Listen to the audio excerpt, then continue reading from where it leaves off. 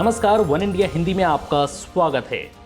कंगना रनौत और महाराष्ट्र के मुख्यमंत्री उद्धव ठाकरे के बीच जुबानी जंग चल रही है। तो इस बीच अब इस जंग से एनसीपी ने खुद को सेफ जोन में कर लिया है, क्योंकि जब से कंगना के दफ्तर पर बीएमसी का बुलडोजर चला है तब से ही महाराष्ट्र सरकार जनता के भी निशाने पर है। कंगना के खिलाफ हुई कार्रवाई पर बोलते हुए अब एनसीपी के चीफ शरद पवार ने कहा कि ये निर्णय बीएमसी ने लिया था। इस फैसले के पीछे राज्य सरकार की कोई मंशा नहीं थी। बीएमसी ने सिर्फ अपने नियमों का पालन किया। इससे पहले सूत्रों के हवाले से खबर आई थी कि पवार कंगना पर हुई कार्रवाई से नाराज हैं। उन्होंने सीएम उद्धव ठाकरे को कंगना के बयानों को नजरअंदाज करने की सलाह दी थी। आपको बता दें कि दफ्तर पर कार्रवाई के बाद कंगना ने कहा था कि सिर्फ मेरे फ्लैट का मुद्दा नहीं है, बल्कि एक इमारत का मुद्दा है और ये इमारत शरद पवार से संबंधित है।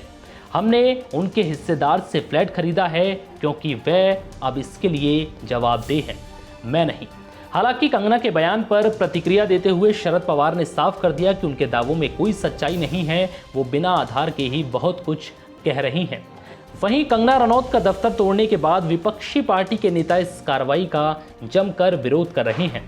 बीजेपी नेता और महाराष्ट्र के पूर्व मुख्यमंत्री देवेंद्र फडणवीस ने कहा कि महाराष्ट्र सरकार को लगता है कि उनकी लड़ाई कोरोना से नहीं बल्कि कंगना से है। कंगना का दफ्तर तोड़ने पर फडणवीस ने कहा कि सरकार दाऊद का घर क्यों नहीं तोड़ रही और कंगना का घर तोड़ने चली जाती है। अब उनका ये बयान सुनिए। महाराष्ट्र सरकार को ऐसा लगता है कि महाराष्ट्र में हमारी लड़ाई कोरोना से नहीं है, हमारी लड़ाई कंगना से है। आज सबसे ज़्यादा कोरोना के केसेस महाराष्ट्र में है। हर दिन 23 से 25 हज़ार केसेस महाराष्ट्र में बढ़ रहे हैं। देश के 40% कोरोना के मृत्यु महाराष्ट्र में है, लेकिन महाराष्ट्र सरकार उससे लड़ना नहीं चाहती, वो लड़ाई करना चाहती है कंगना से। और मैं तो उनको इतना ही कहना चाहता हूँ, आप अपनी जितनी क्षमता कंगना के पीछे लगा रहे हैं उसमें से 50% भी क्षमता अगर कोरोना के पीछे सीरियसली आप लगाएंगे तो शायद लोगों की जान हम बचा पाएंगे।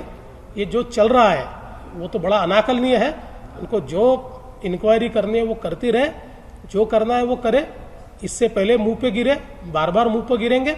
लेकिन मेरा अपना मानना है अभी जो कंगना का इशू है उससे इम्पोर्टेंट इशू ये कोरोना का इशू है, ऐसा सरकार को समझना चाहिए। कंगना तो कोई राष्ट्रीय नेता नहीं थी, कंगना तो कोई ऐसा विषय नहीं था कि जो राष्ट्रीय स्तर पर चला जाए।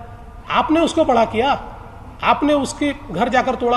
अब रोज शिवसेना के नेताओं के किसके किसके घर अवैध है, किसके ऑफिस अवैध है, चीजें बाहर आ रही है।